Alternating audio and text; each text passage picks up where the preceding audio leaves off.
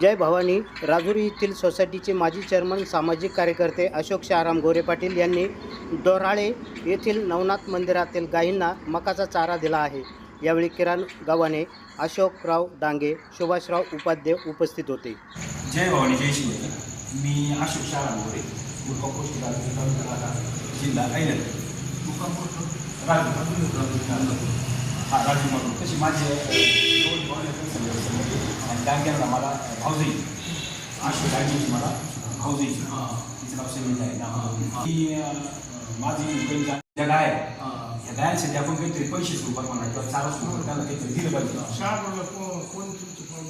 ती घारे तर तिथं मी आमचं काही झाले नाही आणि मुलाखत आमची होत असती मग एका आम्ही 7-8 छत्रपती शिवाजी महाराज म्हणतो आहे तिथं तुम्ही पुढे तिथं असेल तर नसेल मी जाता तिथं आरोग्य देतो सराव सुद्धा करतो कारण मी छत्रपती शिवाजी महाराज म्हणते हो।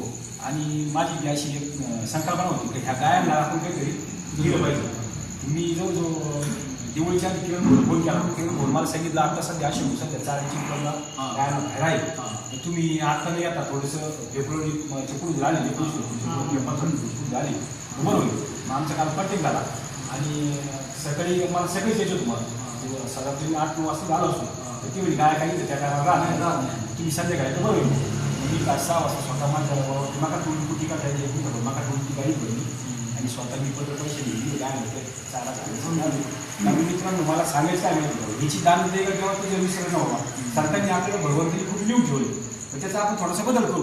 हिची दान देगा तेव्हा मुंगी साखरेचा हवा मुंगी किती होती ती तिच्या टाकी एवढीच होईल आणि आपल्याला भगवंताने खूप दिले पण आपण देवासाठी काय करतो आपल्याला करोड रुपयाचे शेळी दिलं भगवंताने पण आपण भगवंतासाठी काहीच करायला त्यामुळे आमच्या मनात आम्ही काही मत दान धर्मामध्ये पुढे येतो। तुम्हाला अशी इच्छा उत्पन्न केव्हा झाली? इच्छा उत्पन्न का होईल काय झालं मी ते जुना इतिहास ऐकला आहे ती एक वाज गाय होती आणि त्याच्यानंतर दुसरी एक गावकडे निघून तरी गाय सोडली तर त्या गाईला एक वासरू म्हणजे गाय जरी आणि 4थ्या कपाच्या दिवशी त्या गाईचं निधन झालं। निधन झाल्यानंतर मग आता काय संकट यावर काय असेल ते आपल्या गाय गोष्ट इथंच झालं आणि इथं ते वाज गायला ते वासरू इथे तो पाला फुटला तो प्रत्यक्ष तुमच्या गावकडे सगळ्यांनी पाहिलं सगळ्यात चमत्कार पाहिजे आणि ते ऐकून असल्यामुळं आमची पण थोडी भावना निर्माण झाली आपण सुद्धा देवाकडे गेलं पाहिजे देवाला काही पहिलं मंदिर एकदम छोटं होतं एकदम छोटं आणि आता हे मंदिर होते इतिहासकालीन असणार आपल्या देशामध्ये 200 वर्ष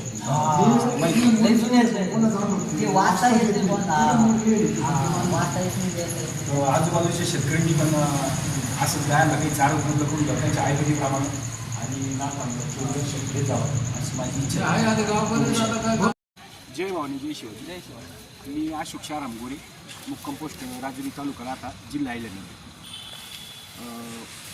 मित्रांनो बरंच आपण कीर्तना प्रवचनामध्ये ऐकलं याची दान देगा देवा तुझं विसरण नव्हतं। आजकाल समाजाला दान धर्म करण्याची थोडी पद्धत बदललेली तर तुमच्या गावची एक ॲक्ट येते की इथं नवनाथाचं मंदिर नवनाथाच्या मंदिरांच्या इथे ह्या गाय आहे त्याच्यात तुमचा जो नवनाथाचा 9 दिवस सप्ताह होतो त्या सप्त्यामध्ये तुमची जी कमिटी ठरवती व आपल्याला आज म्हणजे आपली जी देणगी ठरवून तुमची ती देणगी सगळ्यांची तर पोच होती म्हणजे तुम्हाला बरोबर जायची गरज नाही।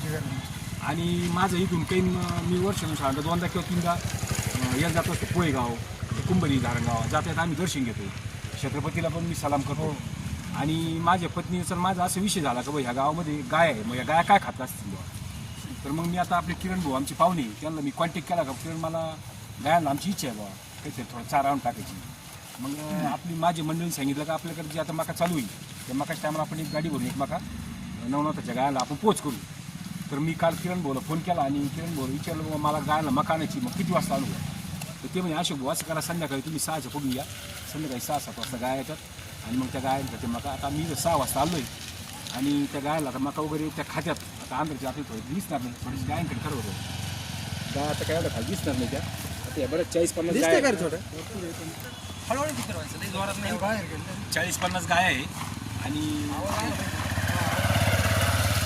40-50 गाय आहे असं फिरता करतो आणि त्या गायांचं आता त्या गायांचे गीत असे असं सांगतात आता मी समजा का कीर्तनात पण मी आलतो होतो त्यावेळेस मी ऐकलं होतं तर इथे एक वांज गाय होती पहिली आणि त्या एकच गाय होती आणि त्याच्यानंतर परत एक दुसरी गाय कोणीतरी सोडली वाटतं गावकडे मला किंवा शेजारी बाजारी कोणीतरी सोडली असेल तर ती गाय जनली आणि ती गाय जणल्यानंतर 4-6 दिवसामध्ये तिचं ते निघून जातं.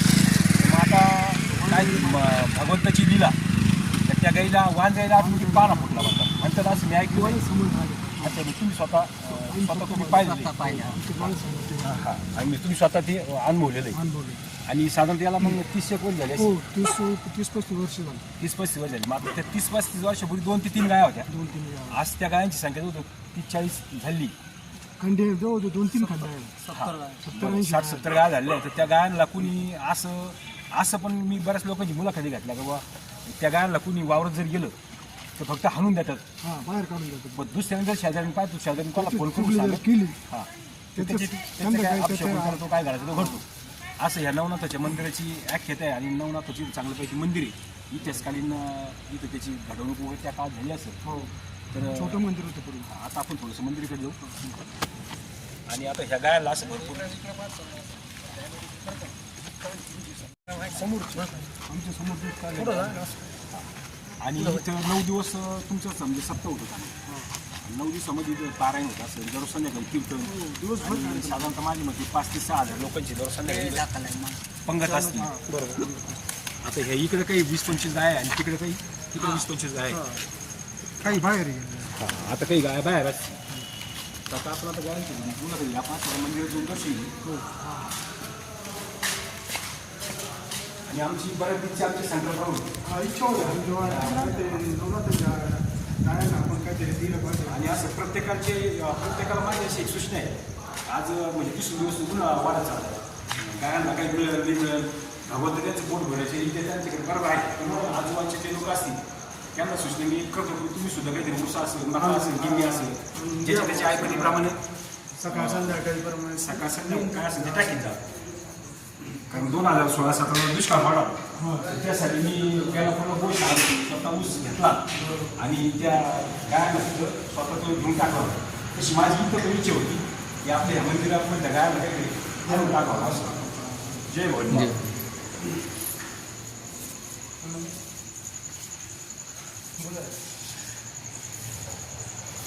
असे बरेच लोक आहेत बरं का चारक म्हणजे किरण भाऊ तुमचं काय मत आहे काय वाटतं?